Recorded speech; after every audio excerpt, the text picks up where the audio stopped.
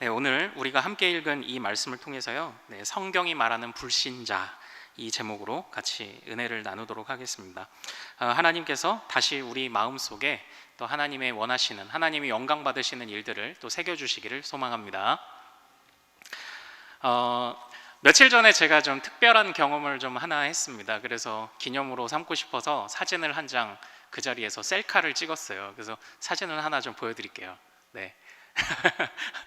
뭐 하다가 찍은 사진일까요? 네. 저와 이제 그 자전거의 취미를 같이 가지신 우리 방송실의 이기욱 집사님께서는 야간 라이딩 하셨어요? 이렇게 물어보시더라고요. 그건 아니었고요. 아침에 찍었습니다. 바로 뭐 하는 장면이냐면 저희 첫째 초등학교 학교 등교 시간에 횡단보도에서 녹색 어머니였어요. 녹색 아버지를 하고 왔습니다.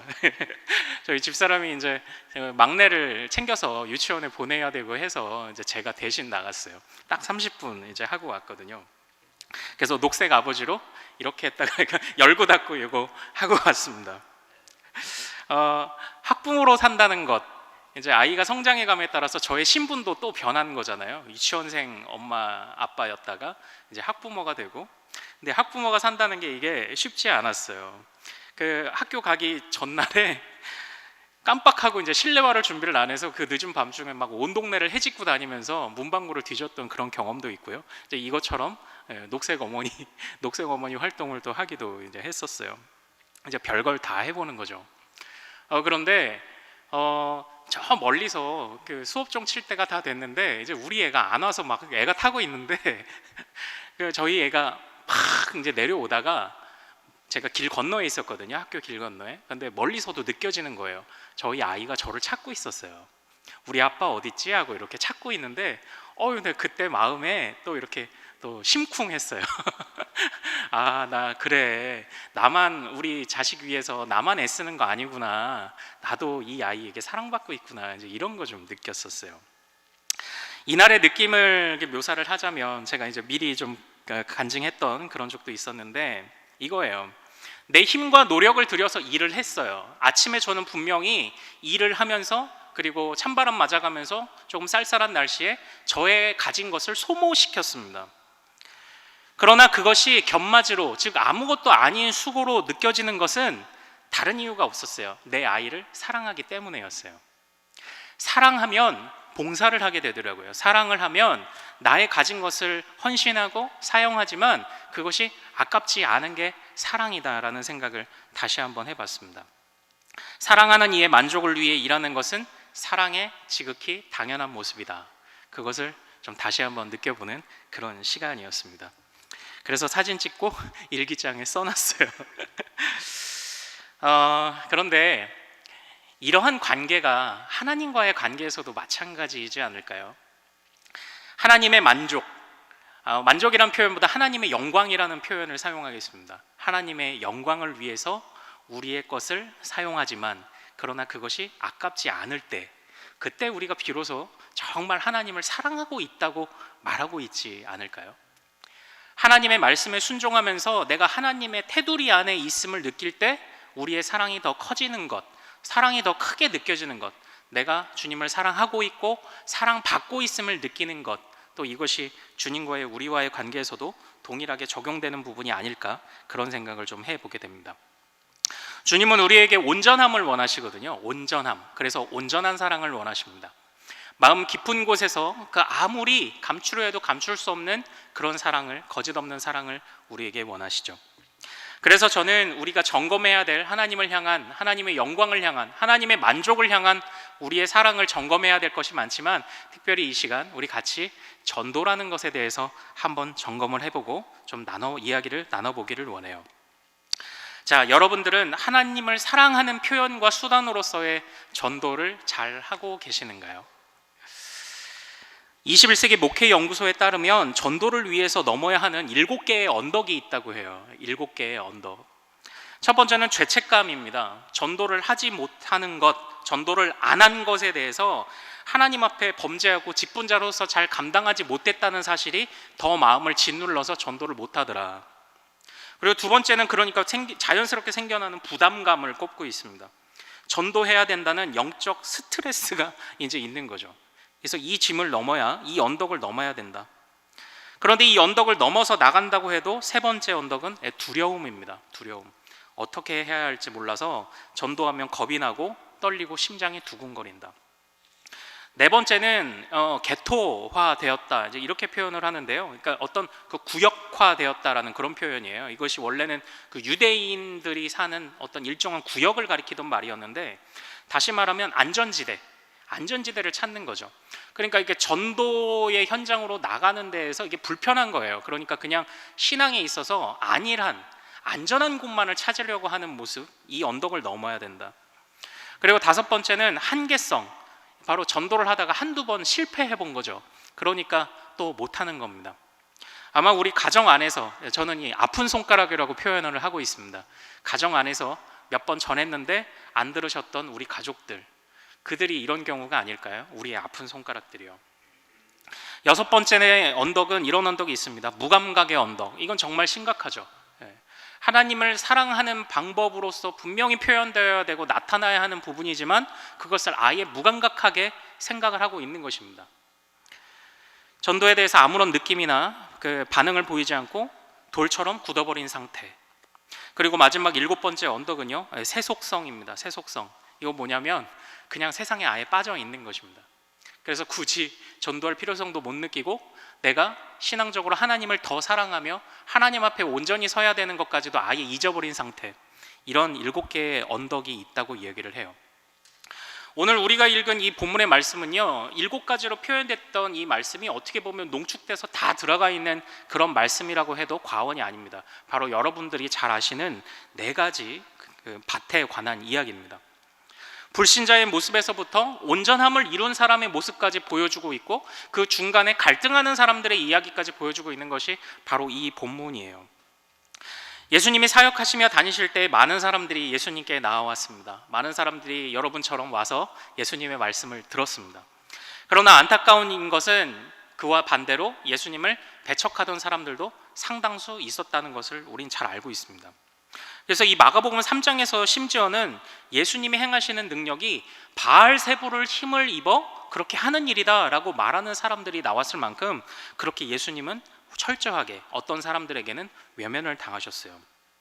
그래서 그러한 맥락 속에서 예수님이 한 가지 비유를 들려주시는데요, 그것이 바로 오늘 우리가 읽은 이 네 가지 밭의 비유였어요. 그러니까 사실 이 성경 안에 등장하는 모든 인물을요, 요 네 가지 밭의 비유로 다 분류해 볼 수 있습니다. 이 사람은 어떤 밭 다 분류해 볼 수 있어요.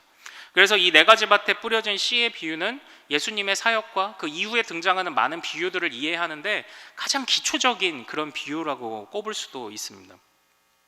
그런데 길가밭, 돌밭, 가시떨기밭, 좋은 땅, 이렇게 네 가지 밭이 있는데 특별히 이둘 중에서, 이 네 가지 밭 중에서 불신자를 표현하는 밭은 어떤 밭이겠습니까? 불신자, 바로 길가밭이죠. 길가밭. 우리 15절의 말씀을 좀 한번 같이 읽어볼까요? 자, 4장 15절 읽겠습니다. 자, 성경을 찾아서요. 자, 시작.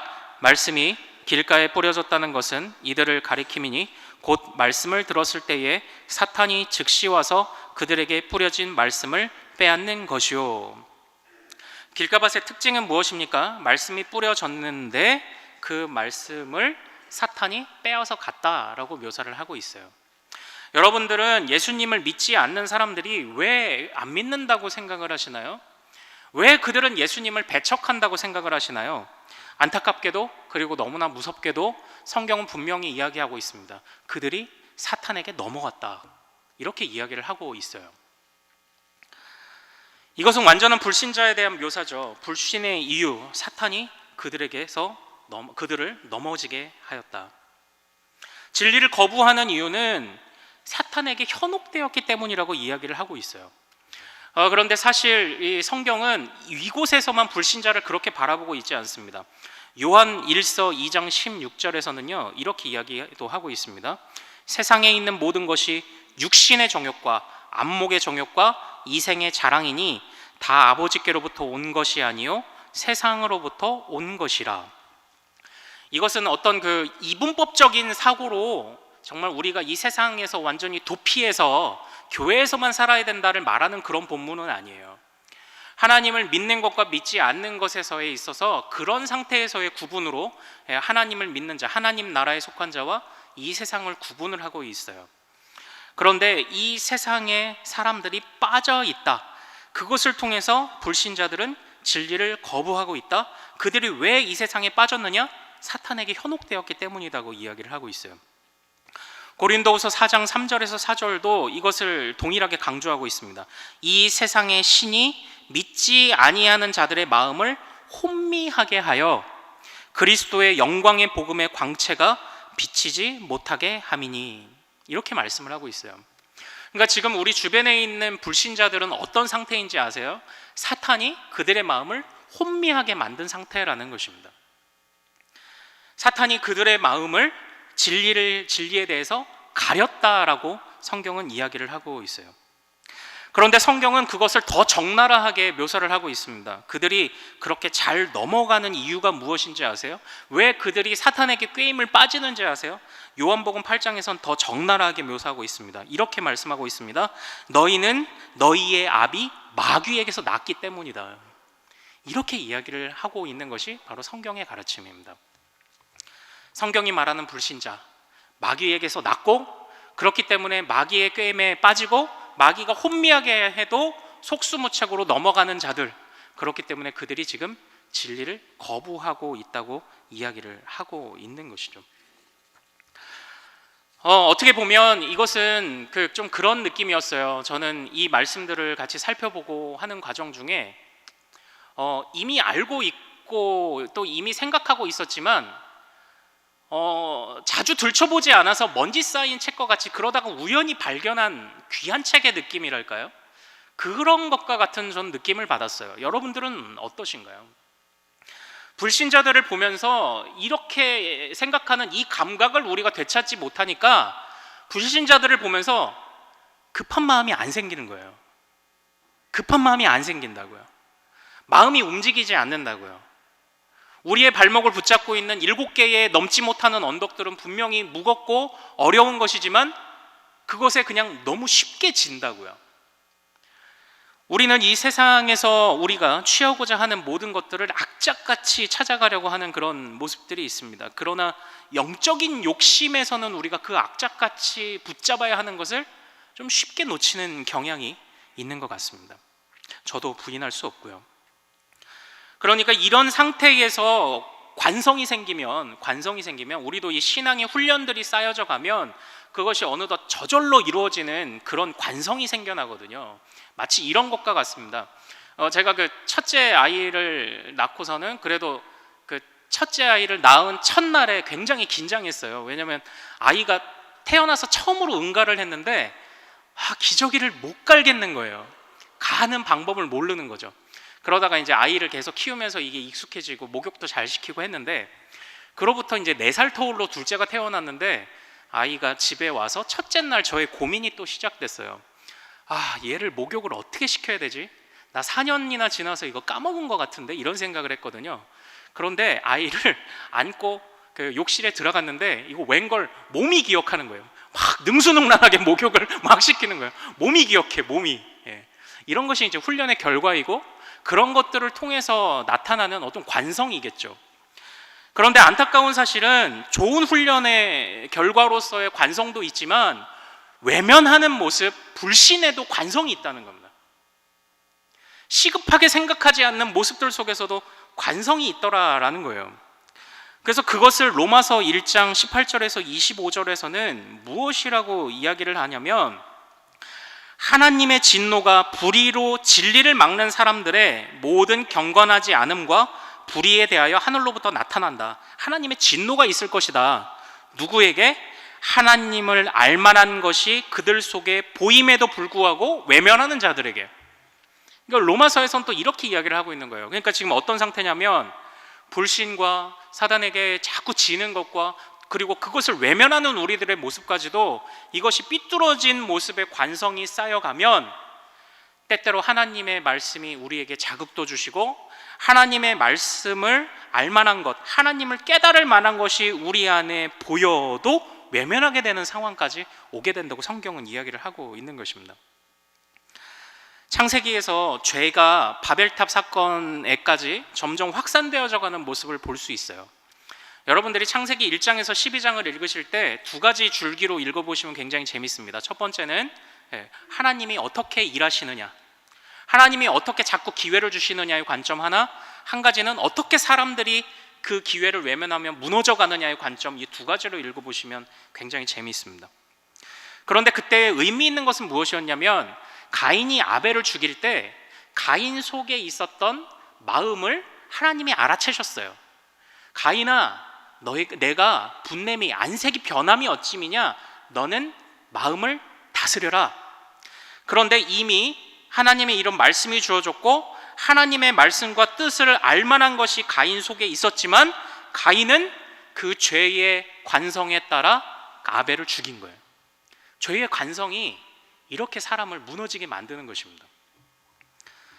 그러니까 우리가 지금 이렇게 사실 안일하게 생각하고 있을 때가 아니다라는 것이죠.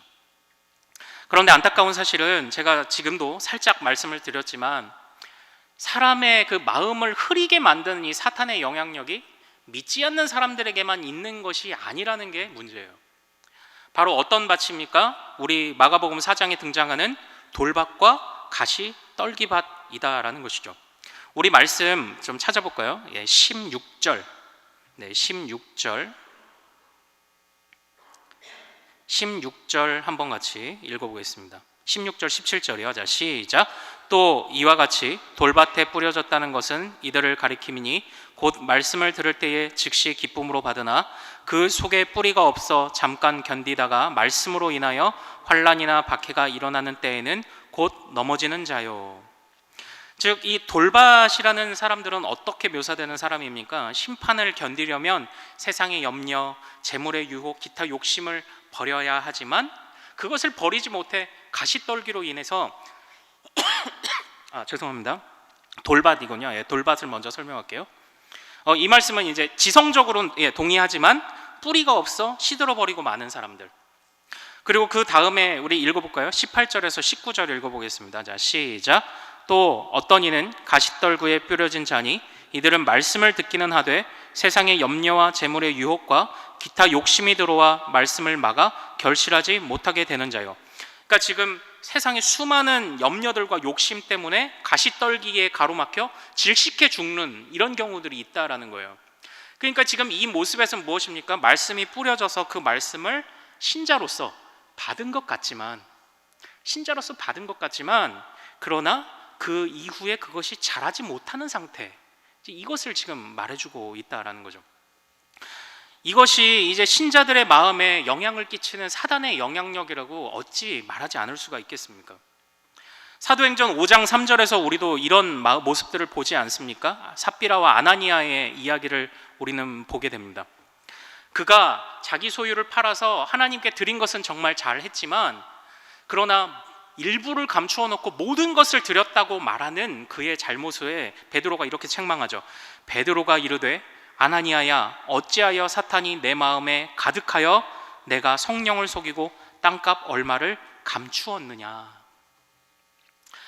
우리 마음 중심에 그리스도께서 계시기 때문에, 우리는 성령의 전이기 때문에 사탄은 우리를 침투에 들어오지는 못한다고 우리는 분명히 믿어야 합니다. 그러나 사탄은 우리의 발을 걸어 넘어뜨릴 수는 있다는 거예요. 우리의 눈을 흐리게 만들 수는 있다라는 거예요. 그러니까 저는 이 모습에서 전도할 때에 또 하나의 좀 중요한 교훈을 하나 생각해 보게 돼요. 우리가 전도를 할 때에 보통 그 전도 대상자가 결신을 하고 결신 기도를 따라하면 굉장히 감사하고 안도의 한숨을 쉬잖아요. 근데 거기까지만 가면 안 돼요. 결신 기도를 했다는 것은 그가 기독교 신앙에 완성이 되었다는 것을 말하는 게 아닙니다. 그가 기독교 신앙에 입문했다는 것을 말하는 거예요. 이것은 우리에게도 동일하게 적용이 되는 것이죠. 나 교회 10년 다녔어, 20년 다녔어. 교회 다닌 거 말고 여러분들 진심으로 하나님을 몇 년 믿었는가를 점검해야 하는 것 아닐까요? 나는 교회를 다녔지만 기독교 신앙에 입문한 것으로 만족하고 있었던 사람이냐, 아니면 나는 완성을 향해서 오늘도 그 길을 걸어가고 있는 사람인 것이냐, 이것을 우리는 점검해야 한다는 이 교훈을 이 안에서 좀 발견해 보게 되더라고요. 제가 존 스토트 목사님의 책을 좀 보면서 이런 부분이 좀 기억이 남아서 좀 가져왔습니다. 존 스토트 목사님이 이렇게 쓰셨어요. 요즘은 젊은이들이 이렇게 말한다. 예수 그리스도는 환영, 그러나 크리스찬들은 반대. 이런 이야기들 우리 많이 들어보셨죠? 예수 그리스도는 환영, 이제 가난한 성도들이 하는 이야기잖아요.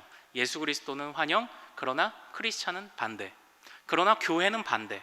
가난한 성도들이 하는 이야기잖아요. 이것이 어떻게 보면 돌밭과 가시떨기 밭으로 사탄이 우리가 성령의 전인 것을 알지 못하고 사탄에 걸려 넘어지는 그 속임수에 넘어갔던, 너무나도 쉽게 넘어가 버렸던 우리들이 만든 결과가 아닐까? 근데 제가 더욱더 놀랐던 것이 뭔지 아세요? 이 책이 1962년에 썼다는 거예요. 여러분들 요즘에만 예수 그리스도는 환영, 그러나 크리스찬은 반대, 이 이야기가 요즘 얘기가 아닙니다. 지금부터 60년 전부터 있었던 이야기입니다. 그 60년 동안 우리 교회는 무엇을 해왔습니까? 그 60년 동안 우리는 과연 이러한 지적에 대해서 어떻게 대처를 해왔기에 아직도 그런 소리가 이 세상에서 들리게 만들었단 말인가요? 돌밭이었고 가시떨기 밭이었던 우리들의 미련함 아니겠습니까? 생각보다 우리는 이제 너무 무감각한 거죠. 60년의 무감각이 지금의 우리들의 모습을 이렇게 만든 것은 아닐까요? 그렇다면 이제 이 믿는 자들, 하나님 앞에 좋은 땅으로 살기를 소망하는 자들은 어떻게 해야 하는 것일까요? 한 가지 그림을 좀 보여주시겠어요? 네, 제가 보다가 좀 감동적인 그림이 있어서 좀 가져와 봤습니다. 이것은 1630년에 태어난 루돌프 바크휘센이라는 그 네덜란드의 화가가 그린 그런 그림이에요. 암초 바다를 항해하는 풍랑을 만난 배들을 묘사하고 있는 그런 그림입니다. 이 화가는 이런 배들을 주로 묘사해서 많이 그렸어요. 근데 이 화가의 그 그림을 보면서 제가 좀 깨달은 바가 좀 있는 것은 뭐냐면, 저렇게 큰 상선, 이제 네덜란드는 과거에 이제 많이 교역을 했으니까 저렇게 큰 상선을 처음에 출발할 때에는 이것이 오랜 항해를 견딜 수 있을 것이라는 확신을 가지고 출발했을 거예요. 그 확신이 없으면 항해하지 않죠. 야, 우리는 배가 크니까 이 항해를 얼마든지 감당해낼 수 있을 거야 라고 생각하고 저 항해를 처음에 시작했을 것입니다. 그런데 저게 딱 우리 안 믿는 사람들의 모습 같은 거예요. 우리 안 믿는 사람들의 모습은 무엇입니까? 세상의 욕심과 재물의 유혹, 이런 것들에 빠져서 내 배를 크게 만들면 내가 이 인생이라는 항해를 잘 넘어갈 수 있다고 생각하는 것, 이것이 불신자의 특징 아닌가요? 이것이 사단이 우리에게 주는 그런 유혹들 아닙니까? 그러나 어느 순간 그들에게 알 수 없는 때에, 그림 계속 띄워주세요. 네. 알 수 없는 때에 풍랑이 찾아왔을 때 그 배도 더 이상 안전하지 않다는 것을 저 그림에서 좀 읽어보게 되었어요. 그리고 또 언제 뒤집힐지 모르는 또 다른 배에 옮겨 타서 또 다른 구조선을 기다리는 그런 사람들의 모습들, 이것이 불신자들의 모습이 아닐까요? 그리고 때때로 돌밭과 가시떨기로 살아가는 우리들의 모습이 아닐까, 그런 생각을 한번 좀 해보게 되었습니다. 자, 그런데요, 그림을 한번 잘 보시죠. 가운데 있는 배의 돛이 어디는 어둡지만 어디는 밝은 모습이 좀 보이지 않으시나요? 사실 이 그림은 실제로 보면 오른쪽에서부터 빛이 살짝 비춰오고 있어요. 앞에 있는 바다는 어둡지만 뒤에 있는 바다는 조금 밝아지고 있는 것이 보이나요? 이것을 통해 화가는 이 안에 소망을 담았습니다. 이 풍랑이 언제 그칠지는 모르지만 풍랑을 이기는 강한 빛이 다가오고 있다. 지금 이것을 묘사해주고 있는 그런 그림이에요. 그러니까 저 상황 속에서 사람들은 작은 배에 옮겨 탄 것으로도 소망을 가질 수 없어요. 저 사람들이 소망을 가지기 위해서는 이 풍랑을 그치게 하는 빛이 다가오고 있구나를 느꼈을 때 소망이 생긴다고요. 이 세상이 그러하지 않을까요? 이 세상은 지금 언제 풍랑이 일어서 언제 뒤집힐지 모르는 그저 내 배만 크게 만들어가지고 살아가고 있는 사람들의 가득한 그런 시대 아닙니까? 그러나 때때로 풍랑이 다가와 그 배가 무너지려 할 때에 그들은 또 다른 배에 옮겨 타면서도 이 배가 또 언젠간 뒤집어질지 모른다는 생각에 소망을 가질 수가 없어요. 그러나 언제 소망을 그들이 가질 수가 있겠습니까? 바로 여러분들이 경험하셨던 것처럼 여호와의 빛이 우리를 비추이고 있다. 이것을 느낄 때 소망을 느끼게 된다라는 것입니다. 소망의 빛이 비출 때 그때 비로소 살 수 있다. 이것을 느끼게 된다는 거예요. 그래서 저는 이 화가의 이 그림을 보면서 너무 감동을 받았어요. 별것 아닌 것 같아도 드러나지 않지만 한 줄기 빛. 다시 말하면요, 저 한 줄기 빛, 저 한 줄기 빛이 복음 아닐까요? 복음입니다. 복음. 이렇게 묘사를 해보겠습니다. 우리가 사탄을 속박할 수는 없어요. 그러니까 우리의 역할은 우리가 가서 사탄을 잡아내는 게 우리의 역할이 아닙니다. 우리는 그럴 힘이 사실 없습니다. 우리는 사탄을 속박하는 예수님 뒤를 따라가는 사람들인 거잖아요. 우리가 사탄을 그 자체를 속박할 수는 없어요. 예수님이 하시는 것이죠. 그렇다면 우리는 사탄에게 속박되어 있는 이 시대 가운데 배만 넓히며 풍랑을 살아가고 있는 사람들에게 우리는 어떤 역할을 감당해야 되느냐? 우리의 역할은 진리를 선포하는 역할인 거예요.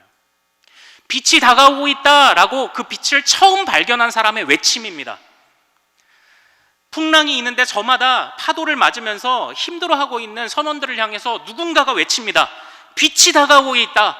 구름이 걷히고 있다. 라고 소리치는 그 첫 번째 사람.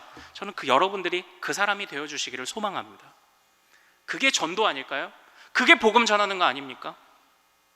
있는 그대로를 전하는 것입니다. 가감없이 전하는 거예요. 그러므로 여러분들은 복음을 더 아셔야 됩니다. 복음에 더 민감해야 돼요. 어설프게 알면 안 돼요. 제가 어떤 학생이 쓴 글을 보고 좀 진짜 많이 웃었던 그런 글이 있어서 하나 좀 가져왔어요. 어떤 학생이 벼락치기로 공부를 하는 겁니다. 그런데 음악에 작곡가가 있고 지은 노래 음악이 있는데 그 제목을 이렇게 맞춰서 쓰는 걸 계속 기억을 했어요. 그래서 정답은 슈베르트의 숭어였어요. 슈베르트 숭어, 슈베르트 숭어, 슈베르트 숭어 이렇게 외우다가 슈도 시옷으로 시작하고 숭어도 시옷으로 시작하네? 이렇게 생각을 한 거예요. 근데 이게 벼락치기를 해서 그런가 그 다음날 갔는데 생각이 안 나네. 그것만 생각나는 거예요. 꼭 그럴 때 있잖아요. 자음이 똑같았는데. 그래서 이 학생은 이렇게 적었습니다. 베토벤의 붕어. 그런데 이것을 자음이 똑같아? 라고 옆에서 듣고 있던 짝꿍은 이렇게 적었대요. 모차르트의 문어. 이렇게 적었대요. 어설프게 아는 것의 문제점 아닐까요? 어설프게 아는 것. 여러분들은 더 복음을 아셔야 됩니다. 지금 우리가 읽은 이 말씀에서 사실 핵심은 뭐예요? 말씀이 뿌려졌는데 그 말씀의 가치를 알고 붙잡느냐 못 붙잡느냐 놓치느냐의 차이 아닌가요? 여러분들의 말씀의 가치를 안다면 그 말씀을 더욱 붙잡으셔야 됩니다. 복음이 내 안에 살아 있어야 돼요. 복음을 설명할 수 있어야 됩니다. 가감없이 말할 수가 있어야 되는 것입니다. 그 복음의 핵심은 무엇입니까? 풍랑을 잠잠케 하시는 하나님의 빛이 다가오고 있다. 이 빛을 거부하면 심판이 있다. 성경은 분명히 말하고 있잖아요. 왜 우리가 보통 전도를 할 때 되면 복음을 좀 약화시킬 때가 사실상 있어요. 하나님은 당신을 사랑하십니다 라고는 말하지만 하나님의 진노를 말하지는 않아요. 하나님의 진노와 심판. 성경은 분명히 말하고 있는 건 아닌가요? 마지막 심판이 있다. 그때까지 많은 사람들이 진리를 거부하는 사람들이 있지만 그러나 그 진리를 붙잡는 사람은 살아날 수 있다. 이것을 계속 이야기해주고 있지 않습니까? 저는 구약 성경에서도 이 4가지 밭에 뿌려진 씨의 비유의 모습을 좀 연관시켜서 봤던 부분이 있습니다. 바로 창세기 19장입니다. 천사들이 롯과 그의 가족을 구하기 위해서 소돔에 도착해서 경고를 했습니다. 이곳은 이제 무너질 거야, 도망쳐, 이렇게 얘기를 했어요. 그러나 그때에 그들은 그런 경고가 있었음에도 불구하고 그 경고를 받아들이지 않았죠. 마찬가지입니다. 하나님께서 그 백성들을 심판의 때가 이르렀을 땐 분명히 구원하시지만 그의 백성이 아닌 자들은 심판하신다는 것, 이 하나님의 이 저주까지도, 하나님의 심판까지도 우리는 동일하게 함께 전해야 한다라는 것이에요. 그때 이 롯이 소돔을 선택한 이유를 성경은 이렇게 말하고 있습니다. 여호와께서 소돔과 고모라를 멸하시기 전이었으므로 여호와의 동산 같더라. 그러니까 지금 이 세상에서 여호와의 동산 같은 것들에 매여 살아가는 사람들에게 그것은 여호와의 동산이 아니야, 그것 붙잡고 있다가는 멸망이야를 동일하게 선포하는 것. 그래서 이 복음의 균형, 복음에 너무 사랑만 얘기하다 보니까 이 사람들이 굉장히 그 복음을 안일하게 생각하는 부분이 없지 않나, 좀 그런 생각도 해봤었습니다. 그러나 성경에서는 분명히 멸망을 말하고 있지 않나요? 분명히 지옥을 말하고 있지 않나요? 그러니까 지금 이 말씀 들으면 때때로 길가밭이요 돌밭으로 살았던 우리도 각성해야 되는 것 아닌가요? 신약 성경에서는 지옥을 뜻하는 게헨나라는 단어가 12번 등장합니다. 그러나 그 중에 11번을 누가 사용했는지 아세요? 예수님이 직접 사용하셨습니다. 삼위일체 하나님께서 분명 그 지옥이 있음을, 표현은 좀 그렇습니다만, 보증하셨습니다. 지옥이 있다. 그런데 우리는 복음을 전할 때 그것을 또 약화시키고 있는 것은 아닌가요? 어설프게 알면 이 복음의 핵심을 제대로 전할 수 없습니다. 그러므로 끊임없이 우리도 길가밭 돌짝밭 되지 않게 점검해야 하지만, 그러나 그것을 잘 전하기 위해, 가시떨기밭 되지 않기 위해 애도 써야 하겠지만, 길가밭에 있는 사람들에게 잘 전하기 위해 우리도 더욱더 옥토밭이 되기를 사모해야 한다라는 것이죠. 하나님은 기회가 있을 때는 긍휼이 많으시고 용서하시지만 그 기회가 무한정 있다고 이야기하지 않아요. 분명히 끝이 있다고 이야기를 하지 않습니까? 하나님께서는 그의 사랑을 통해서도 사랑을 이 세상에 펼쳐 보이면서도 영광 받으시지만, 하나님은 자신의 진노를 이 세상에 쏟으시면서도 하나님의 일을 하시고 하나님이 그것을 통해서도 영광 받으시는 것을 우리는 꼭 기억해야 할 필요가 있습니다.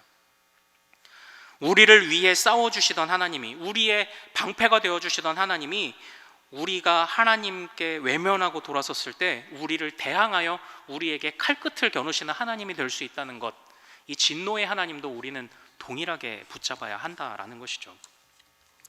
그러나 이 진노의 하나님 무서워할 필요 없습니다. 왜냐하면 제가 처음에 말했던 것처럼 내 아이가 사랑하면 서로의 필요를 채워주고 서로 원하는 것들을 해주면서, 아, 나는 저 사람의 사랑의 울타리 안에 있구나, 안심하게 된다는 것처럼, 우리가 하나님 말씀 잘 듣고 있으면요, 우리 하나님의 자녀잖아요.